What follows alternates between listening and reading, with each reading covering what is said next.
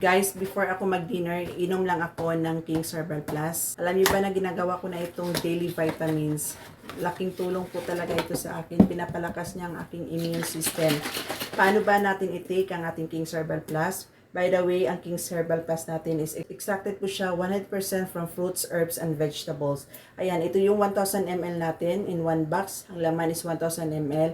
Makukonsume po siya 1 month and 3 days, guys. Ganito lang po ang pag-take ng ating King's Herbal Plus. Before nyo pala siya i-take, kaysa i-shake nyo muna kasi meron siyang namumuod dyan sa loob. Kailangan nyo siyang i-shake. Ito po ay nagsisilbing measuring cup natin.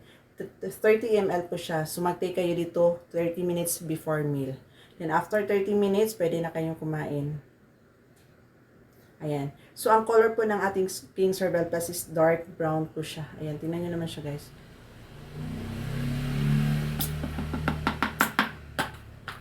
Medyo mapait siya, ha. Ang ano nito. Herbal po talaga ang laman dito, guys. Ang liquid natin. Ayan, makakalasa kayo ng medyo mapait.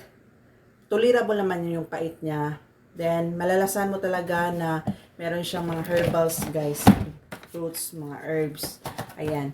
Kaya kung gusto mo nito, guys, subukan nyo kasi marami na po natutulungan sa ating King's Herbal Plus.